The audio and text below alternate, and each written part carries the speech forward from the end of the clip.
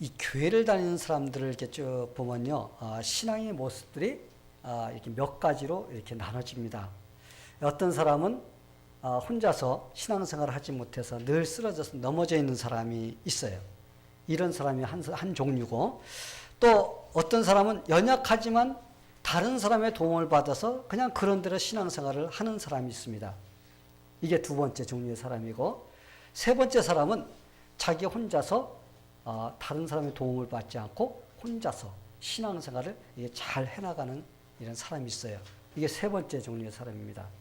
네 번째 사람은 자기도 신앙의 삶을 잘 살아요. 승리하면서 이 신앙생활을 잘 하면서 다른 사람까지 도와주는 바로 이런 사람이 있어요. 이게 바로 네 번째 사람입니다. 이 예수님을 섬기며 예수님을 따르는 자들은 어떤 종류의 사람이 돼야 될까? 어떤 신앙이 돼야 될 거라고 여러분 생각하세요? 이 네 종류의 사람들 중에서 이 네 번째 사람이라고 봐야 되겠죠? 예.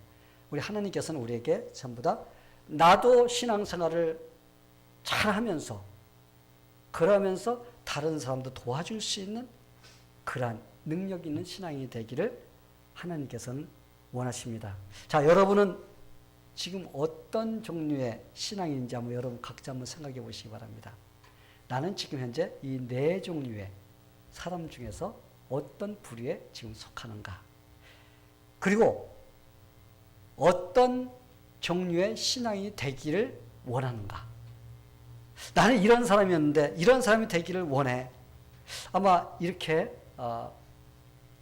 마음속에 소원할 수가 있습니다. 우리는 하나님을 잘 섬기며 살아야 돼요. 그렇죠? 그러면서 다른 사람도 우리가 잘 섬길 수 있는 그러한 능력의 신앙인이 돼야 됩니다.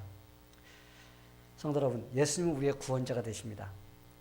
그분은 하나님이세요. 그렇죠? 그런데 그 예수님이 직접 다른 사람들을 자기 손으로 섬기는 그런 일을 하셨습니다.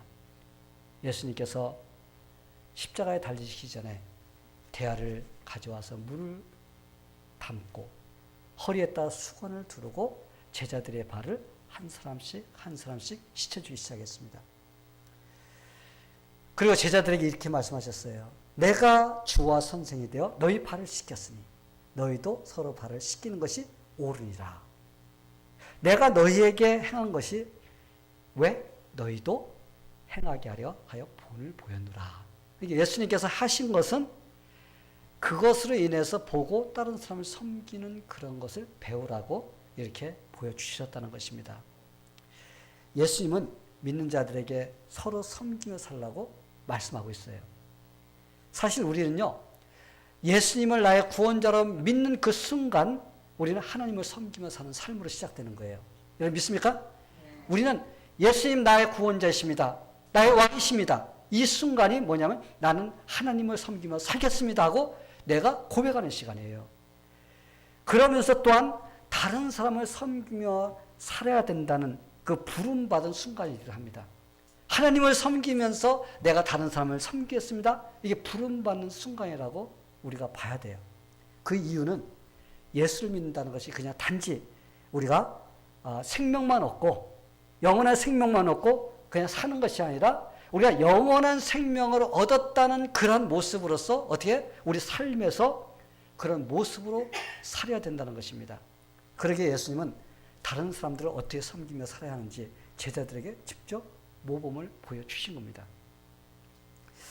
성도 여러분, 이 교회를 다닌다는 것이 단지 우리가 주일날 그냥 나와가지고 하나님께 예배 드리는 그것만 하나님을 섬기는 것이 아니에요. 그것만 우리가 다른 사람 섬기는 것이 아닙니다. 우리는 그것도 하나님을 섬기는 일이지만, 그것도 다른 사람을 섬기는 일이지만, 우리의 삶은 24시간 우리는 하나님을 섬기며 사는 그런 삶이 되어야 된다는 겁니다. 이게 바로 우리 신앙생활의 연속이라고 볼 수가 있어요. 근데 대부분의 사람들이 어때? 주일날 나와서 1시간만 예배 드리고 가면 내 의무는 다 끝났다고 이렇게 생각하는 사람들이 있습니다. 아니에요. 우리의 신앙의 삶은, 섬기는 삶은 우리가 24시간, 일주일 내내 이어져야 된다고 우리는 봐야 됩니다. 한번 생각해 보세요. 우리가 교회를 나와서 하나님을 섬기는 일 자체도 우리가 하나님을 섬기는 일도 그냥 한순간 그걸로만 되는 게 아니에요. 우리 모두가 다 어떻게 돼요? 하나의 10가지 성도들이 섬기는 삶으로 계속 이어져야만이 그것이 온전히 이루어지는 것을 볼 수가 있습니다. 우리가 예배 드리는 것도 그래요. 예배 드리려면 우리가 준비부터 시작해서 예배 드리는 모든 순서까지도 성도들이 다 참여하면서 우리가 하나님을 섬깁니다. 이게 바로 섬기는 거예요. 이게 성도들이 동참해서 같이 예배 드리고 모든 것을 같이 하고 막 이런 것들이 하나님을 섬기는 그런 일인 것입니다. 그러기에 교회가 얼마나 좋은 교회냐, 이거는 얼마나 많은 사람이 모였냐, 이게 아니야. 이게 많이 모이는 교회에서도 많은 사람이 주님을 섬기기 위해서 헌신, 봉사, 충성하는 사람이 많으면 그 교회는 건강한 교회예요. 좋은 교회입니다. 작은 교회, 몇 명 안 나오는 교회라도 건강한 교회가 있고 병든 교회가 있어요. 몇 명이 안 되더라도 합심하여서 모두가 같이 막 주님을 섬기려고 하고 막 이런 일이 일어나면요, 그 교회는 건강한 교회입니다. 근데 작은 교회라도 그것을 하지 못하면 병든 교회. 그렇죠? 큰 교회라고 큰 교회가 그게 좋은 교회가 아니라 큰 교회도 건강한 교회가 있고 병든 교회가 있습니다. 작은 교회도 병든 교회가 있고 건강한 교회가 있어요. 우리가 하나님을 갖다 섬기는 데 있어서 우리는 얼마만큼 적극적으로 교회에서 같이 합심해서 주님을 섬기고 또 어떤 일이든지 적극적으로 같이 동참해서 하려고 하는 막 이러한 일들이 일어나냐에 따라서 그 교회가 건강한 교회냐 병든 교회냐 우리가 그걸 알 수가 있어요. 그렇다면 우리 믿는 자들이 사람들을 잘 섬길 수 있는 사람이 되기 위해서는 어떻게 해야 될까? 예수님께서 우리가 다른 사람을 섬기며 살라고 그랬습니다. 근데 우리가 다른 사람을 섬기며 사는 그런 삶이 되기 위해서는요, 그냥 안 됩니다. 먼저 우선될 일이 있어요. 그것이 무엇이냐면 우리가 하나님을 먼저 잘 섬기는 사람이 돼야 돼요. 우리가 하나님을 먼저 잘 섬길 때, 우리가 순종할 때, 또 우리가 다른 사람을 잘 섬길 수 있는 그런 사람으로 될 수가 있어요. 그러니까 우리가 다른 사람을 섬기는데 그냥 되는 것이 아니라 내가 하나님을 갖다가 잘 섬기는 사람이 될 때 그 다음에 다른 사람도 섬길 수가 있다는 것입니다. 그렇다면 우리가 먼저 뭐 해야 돼요? 하나님을 잘 섬길 수 있는 사람이 돼야 됩니다. 근데 하나님을 잘 섬기려면 어떻게 해야 될까? 이게 방법이 있어요. 그것은 무엇이냐면 우리가 하나님께 깊은 관심을 가져야 돼요. 우리가 하나님께 깊은 관심을 먼저 가져야 돼요. 그래야지 하나님을 먼저 섬길 수 있는 사람이 됩니다. 여러분, 사랑의 반대말이 무엇이라고 생각해요? 아마 대본에 생각하는 것은 미움, 아마 여러분들 생각할 거예요. 사랑의 반대는 미움이다. 아마 이렇게 생각할지는 모릅니다. 그런데요, 대부분의 사람은 그렇게 생각하지만 아니에요. 그거는 사랑의 반대말은요, 미움이 아니라 무관심이에요. 무관심. 왜 그런지 아세요? 누군가를 사랑한다는 것은요, 그 상대에 대한 관심부터 시작되는 겁니다. 그렇죠? 다른 사람을 사랑하려면 내 관심을 가져야지 그 사랑할 수가 있게 돼요. 그러기에 사랑이 넘치는 가정이란 말은 곧 가족이 서로 관심을 가지고 산다는 말과 같은 거예요. 부모가 돈을 많이 벌어서 자녀에게 많이 준다고 좋은 가정이 아니라는 겁니다. 비록 돈은 풍부하지 않지만 그러나 자녀들에게 끊임없이 사랑과 관심을 가지고서 이렇게 살아간다면 그건 좋은 부모고 좋은 가정이 될 수가 있습니다. 그렇다면 하나님이 인정해주는 좋은 성도는 어떤 사람일까요? 하나님께서 인정해주는 하나님께 깊은 관심을 갖는 성도예요.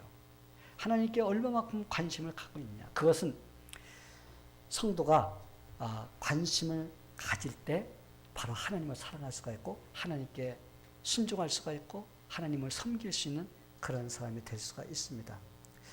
하나님께 관심을 가지기 위해서는 성도가 제일 처음에 해야 될 것이 무엇일까요? 성도가 하나님께 제일 관심을 첫 번째 가지기 위해서는요, 먼저 예배 모임에 빠지지 말아야 돼요.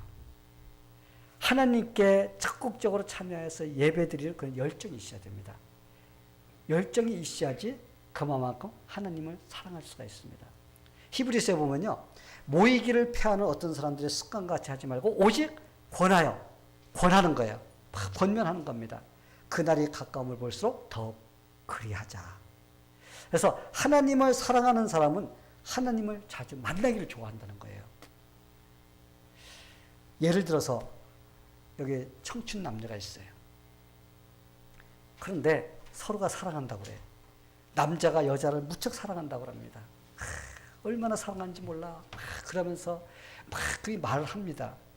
그런데 보고 싶어 미치겠다고 그러는데 만나고 싶지가 않아. 안 만나려고 그래. 약속을 하고도 자꾸 빵꾸내면서 안 만나. 그렇다면 그 남자가 애인을 사랑한다고 하는 그런 그 말을 믿을 수 있을까요? 사랑해. 그런데 안 만나. 만나기 싫어. 자꾸 피해. 도망다녀. 그러면 그 사람이 나는 사랑해. 애인을 무척 사랑해. 그러면 그것을 믿을 수가 있습니까, 여러분? 여러분들이 애인이 있다고 생각해 보세요. 그런데 만나지 않고 빈들빈들 도망다녀. 그 거짓말이에요. 그렇죠? 그래, 안 그래? 거짓말이야. 거짓말이죠?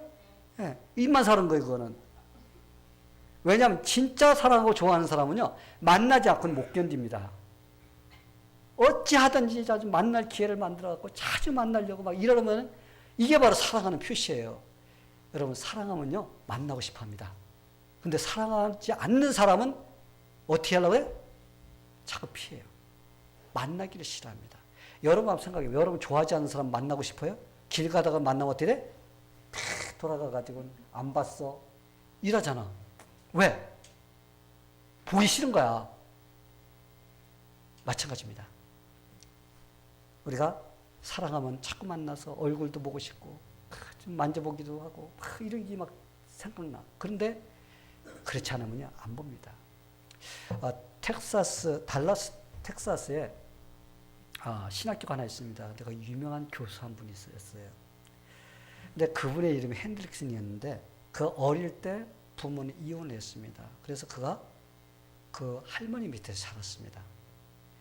그래서 할머니 밑에서 이렇게 자라는데 보통 때 그가 자라면서 할머니 말을 참 잘 들었어요. 할머니를 도와주고 설거지도 하고 그랬습니다. 근데 이 아이가 고등학교 들어가서 애인을 만난 거야. 애인을 만나니까 얼마나 좋은지 몰라. 틈만 나면 애인을 만나러 다니는 거야. 근데 애인이 어디 사냐면 자기 집에서 1시간 떨어진 데 살아요. 열차 타고 가서. 뭐 지금부터 수십 년 전이니까. 열차 타고 가야지 그 애인을 만나. 근데 그 애인을 만나러 그렇게 쫓아다니는 거야. 전에는 애인을 만나기 전에는 할머니 설거지하는데 도와주고 막 그러는데 그냥 틈만 나면 어떻게 돼? 허리 빠져나가. 그래서 핸드릭슨 어디가? 설거지해야지. 할머니 나 애인 만나러 가야 돼. 설거지 못해요. 하면서 도망가 버립니다. 그래서 열차 타고서 1시간 가서 애인 집에 가서 뭐하? 설거지 했다는 거예요. 사랑하는 사람은요, 그 어려움이 생겨도 어려움으로 느껴지지 않아요. 왜? 사랑하기 때문에. 모든 수단을 다 동원해서 어떻게 하려고 그래요? 만나고 싶어 합니다. 만나지 않고는 견디지 못해 상사병 들어.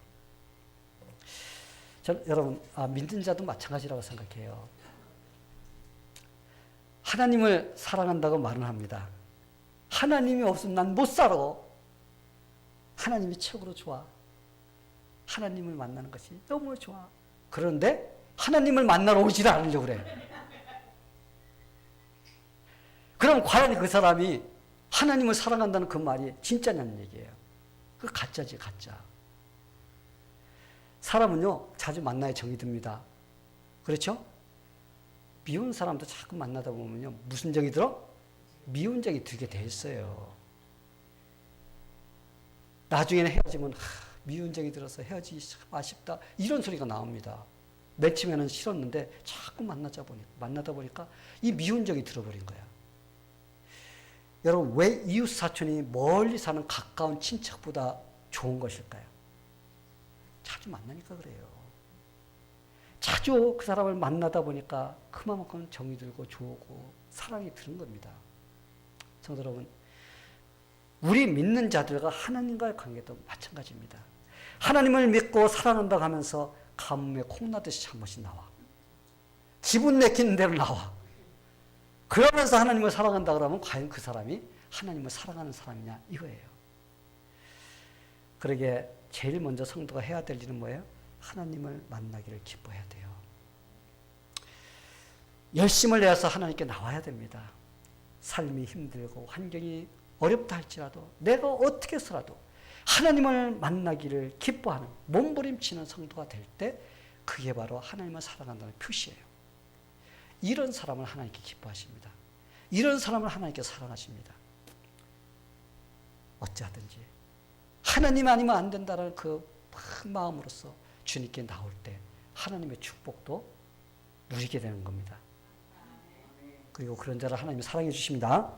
성도 여러분, 저는 여러분들이 모두 하나님께 관심을 갖는 자들이 되기를 축원합니다. 그러기 위해서 열심히 하나님께 예배드려야 돼요. 열심히 하나님 말씀 배우러 나와야 됩니다. 또 다른 사람에게 어떻게 해서라도 복음을 전해서 그 사람을 이끌어내는 이런 데 열심을 내야 돼요. 또 어떻게 하든지 주님을 섬기는 그런 일이라면 내가 발벗고 나서서 이렇게 뛸 수 있는 그런 섬김의 모습이 될 때 바로 우리는 다른 사람도 섬길 수 있는 그런 모습이 될 수가 있는 겁니다. 저는 여러분들이 하나님을 먼저 사랑하고 하나님을 잘 섬기는 그런 사람이 되기를 축원합니다. 그러면 자동적으로 오르메리고 하나님 잘 섬기는 사람은요 다른 사람도 섬기게 되어 있습니다. 그렇게 되기를 축원합니다.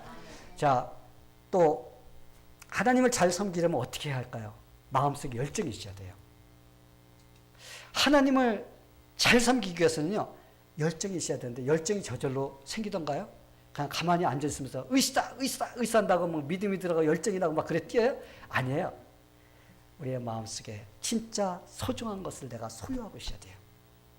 내 마음속에 진짜 소중한 것을 소유하고 있으면요 열정 내지 않으라고도 열정이 납니다. 여러분 좋은 일이 있어서 마음속에 좋은 일이 생기면 어때요? 얼굴에서 자꾸 싱글벙글 하게 돼 있어요. 그렇죠? 여러분의 마음속에 어떤 기쁜 좋은 일이 생기면요 여러분의 얼굴에 나타납니다. 그럼 다른 사람 만나서 뭐 좋은 일 있어? 물어봐요. 왜? 얼굴에 나타납니다. 우리 마음속에 갖고 있는 그것이. 이거와 마찬가지로 우리의 마음속에 진짜 소중한 그것을 우리가 소유하고 있으면요 우리의 마음속에서 막 열정이 샘솟아서 막 그것을 하고 싶어하는 이런 것들이 넘쳐나오게 돼 있어요. 성도 여러분, 열심히 주님을 섬기고 봉사하며 충성하는 사람들 그 마음속을 여러분 파악해 보시기 바랍니다. 그러면 반드시 그렇지 못한 사람하고 비교하면요 아, 저 사람이 그래서 그렇구나 라는 것을 여러분이 알 수가 있어요. 그것이 무엇인지요? 아세요? 그거는 마음속에 깊은 곳에 주님을 특별하게 소중하게 생각하는 그런 마음이 마음속에 있는 것입니다. 주님을 소중하게 생각하는 마음을 품은 자들만이 뭐 할 수가 있어요? 열정을 낼 수가 있어요. 어떤 두 소녀가요 바닷가에 가서 이 조개를 줍는 일을 했어요. 조개를 줍는데 둘이서 막 같이 붙어서 막 갑니다. 가다가 큼직한 조개가 딱 있는 거예요. 그러니까 어떻게 했어요? 둘이 손이 같이 나갔습니다. 딱 잡는데 둘 다 잡은 거예요. 잡았는데 서로가 어때요? 내 거야, 아니야, 내 거야 하면서 어떻게 해요? 서로 옥신각신 하면서 싸우는 겁니다. 그러다가 나중에 고집센 소녀가 결국은 어떻게 했어요? 그걸 가지게 됐습니다. 근데 그걸 가지지 못한 소녀는 마음이 어때요? 섭섭하지요. 큰 거였는데 이제까지 잡은 것 중에 제일 큰 거였는데 그런 마음을 가지고서 이제 둘이서 그런 일이 있으니까 어떻게 서로가 이렇게 떨어져서 조개를 줍기 시작합니다. 그런데 조개를 빼앗겼던 소녀의 눈이 갑자기 커져서 그거 뭘 발견했어요? 진주를 발견했어요. 진주를. 이 큼직한 진주를 발견했어요. 이 소녀가 얼마나 기뻤겠어요. 그걸 집어가지고 가슴속에 이렇게 딱 집어넣고 나서는 기분이 좋으니까 그 다른 친구 옆에 가서 말도 하면서 같이 뭐해요? 이 조개를 또 줍기 시작합니다. 근데 또 조개가 이만한 게 또 나타났어. 둘이서 손이 탁 갔습니다. 근데 이번에 그들이 싸웠을까 안 싸웠을까요? 안 싸웠어요. 누가 양보했을 것 같아요? 마음속에 진주를 가진 그 소녀가 그걸 양보를 했습니다. 왜? 내 속에 있는 이거는 어떤 거가 비교할 수 없는 그 소중한 것을 내가 품었기 때문에 그는 그것을 다 양보할 수가 있었던 거예요. 여러분, 우리는 더 큰 것을 소유한 사람, 더 진정한 큰 기쁨을 소유한 사람은 작은 일에 아웅다웅하지 않습니다. 우리는 다 양보하면서 살아갈 수가 있어요. 우리 믿는 자들도요, 이 세상에 살면서 이 세상에서 얻을 수 없는 가장 소중한 분을 마음에 품고 사는 자들이에요. 그분이 누구신지 아세요? 예, 우리 예수님이십니다. 우리의 구원자가 되시는 예수 그리스도. 예수님은 우리의 죄를 위해서 십자가에서 죽으시고 그 피를 통해서 우리의 죄를 다 용서해 주셨어요. 우리는 예수님을 갖다 믿는다는 건요, 그냥 예수님 믿어 이게 아니에요. 이 세상에서 얻을 수 없는 가장 소중한 보배, 그 보배를 내 마음속에 품고 사는 자들입니다. 할렐루야? 여러분 믿습니까? 이걸 알아야 돼, 이걸. 내가 지금 얼마나 소중한 분을 갖다가 내가 모시고 사는가. 이건요, 억만금을 줘도 구할 수 없는 소중한 것입니다. 이 우주 만물을 다 준다고 할지라도 살 수 없는 그러한 소중한 그 보배를 우리의 마음속에 품고 사는 자들입니다. 이런 마음을 품고 사는데 여러분, 마음속에 열정이 안 생깁니까? 우리 싱글벙글하고 다녀야 돼. 아, 돈 조금 모아, 돈 100불 생겼다고 좋아서 막 웃고 다니는 그것보다도 예수님 때문에 우리가 좋아가지고 웃고 다니는, 너 왜 그렇게 뭐가 좋아? 그러면 예수님 너무나 좋아. 그러면 미쳤어? 너는 몰라. 네가 가져봤어야 알지. 이 소리가 나와야 돼. 그래야 그래. 그냥 뭐 돈 100불만 생기면 좋아서 얼쩔 줄 모르는데 예수 믿는 거에 대해서는 도대체 이게 뭐 그냥 기쁨이 뭔가 뭐 소중한 것이 뭔가를 모르고 살아가고 있어요. 성도 여러분, 나사렛의 동생 마리아를 보세요. 그녀는요 300데나리온 1년 동안에 벌어서 살 수 있는 그러한 그 향유, 그것을 어떻게 했어요? 아낌없이 예수님의 발에다 붓고 머리털로서 예수님의 발을 씻은 그런 일을 한 여인입니다. 그녀가 이렇게 열정적으로 예수님을 섬길 수 있던 원동력이 무엇이었을까요? 그녀의 마음속에는 예수님이 속해 있었기 때문에 그래요. 예수님을 품고 있었기 때문에 그녀는 그것이 가장 소중한, 사람들은 소중하다고 생각하지만 가룟 유다는 이걸 팔아갖고 가난한 자들 주면 되는데 막 이렇게 시비를 걸었어요. 그런데 그녀는요, 이거 주님보다 소중하지 않은 거예요. 그렇기 때문에 그녀는 어떻게 했습니까? 그걸 아낌없이 향유를 쏟아서 예수님께 드릴 수가 있었던 것입니다. 사랑하는 성도 여러분, 우리도 마찬가지입니다. 우리의 마음속에 보배이신 예수 그리스도를 소유하고 있다면 세상에 즐기고 있는 것들 우리는 다 양보할 수가 있어요. 그 진주를 가슴에 품고 있었던 그 소녀가 큰 조개도 양보할 수 있는 것 같이 우리 세상에 있는 거 다 양보할 수가 있습니다. 그러게 우리는 기꺼이 우리가 하고 싶은 거, 예수님 섬기는 데도 써야지 하면서 그걸 양보할 수가 있어요. 시간도 우리 주님을 섬기는 것보다 더 소중한 것이 없어 하면서 우리는 다 양보할 수가 있습니다. 물질도 그래요. 내 육신, 내가 주님을 위해서 내가 주님을 섬겨야지. 이런 마음속에 열정이 일어나면요, 다른 것들 다 잘라내고 내가 주님께 드릴 수 있는 이런 것들을 만들 수 있는 그런 마음이 되는 것입니다. 성도 여러분, 하나님은 믿는 자들에게요 다양한 재능을 주셨어요. 한 사람에게 한 가지 이상의 재능을 주셨습니다. 그 재능을 통해서 하나님을 섬기고 다른 사람들을 섬기라고 우리에게 주신 것입니다. 어떤 사람은 구제하는 은사를 받았어요. 그럼 열심히 다른 사람을 도와주고 그런 일들을 할 수 있는 능력을 갖고 있는 사람이 있어요. 어떤 사람은요 권면의 은사를 받은 사람이 있습니다. 힘들어 쩔쩔매는 사람 옆에 가서 그 사람에게 몇 마디 해주면요, 그 사람이 금방 힘을 쏟아요. 용기를 얻어서 살아갑니다. 연약한 사람도 일어나서 다시 뛰어갈 수 있는 그런 은사를 가진 사람이 있습니다. 어떤 사람은 목소리가 좋아. 그 목소리를 가지고 어떻게 해야 돼요? 하나님을 찬양하며 높이며 이런 일을 해야 됩니다. 어떤 사람은 컴퓨터를 잘해. 컴퓨터 잘하는 사람 별로 없는데 이런 기술을 갖고 있으면요, 우리 방송 시설도 맡아갖고 하고 미디어 사역을 하고 이런 일을 할 수가 있습니다. 또 가르치는 은사가 있는 사람이 있으면 주일학교도 가르치고 그러면서 후배를 양성하는 이런 일을 할 수가 있어요. 어떤 사람은 정돈을 참 잘해. 그러면 교회 참 이런 저런 부분에서 이렇게 좀 예쁘게 잘 꾸미면서 깔끔하게 해놓으면서 이렇게 주님을 섬기는 이런 일에 쓰임받을 수가 있습니다. 성도 여러분, 그 외에도 다양한 재능들이 있어요. 저는 우리 성도들을 보면요, 각각 다 재능들이 있다고 봅니다. 그런데 그것을 사용을 안 해. 사용을 해야 되는데 사용을 안 하고 그냥 묵혀둔다는 거예요. 그러면 나중에 예수님께서 오셔서 어떻게 하실 것 같아요? 이 게으른 종아. 예수님 나에게 주셨는데요, 이거 예수님께 사용하려고 그랬더니 또 혼날까 봐 안 했어요.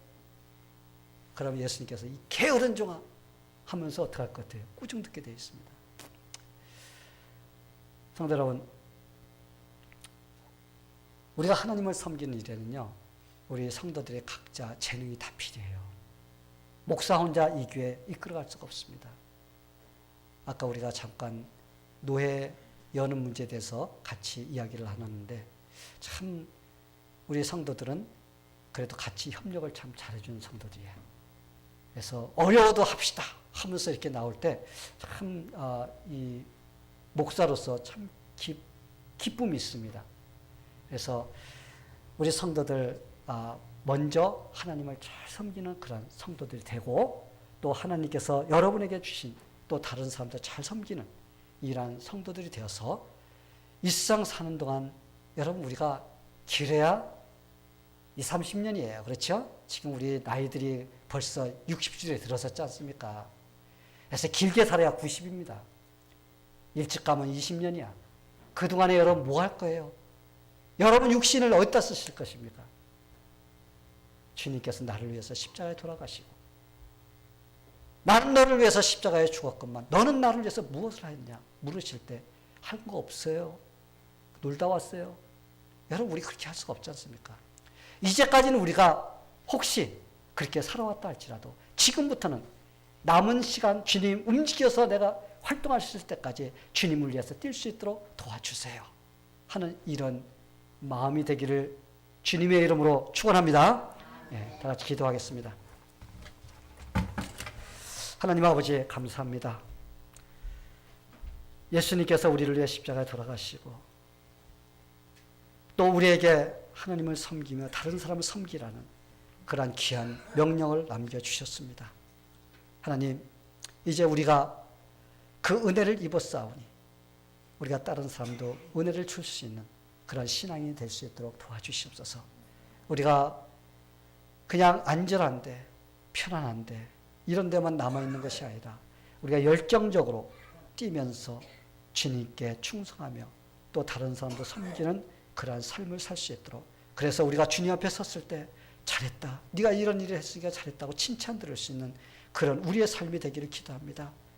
우리가 반대로서 아무것도 없습니다 하면서 꾸중 듣는 그런 우리의 허무한 삶이 되지 않도록 하나님 우리의 마음을 꼭 붙잡아 주시고 우리가 움직이게 하여 주시옵소서. 그래서 주님을 잘 섬기며 승리하는 그런 삶이 될 수 있도록 도와주시옵소서. 예수님의 이름으로 기도하옵나이다. 아멘.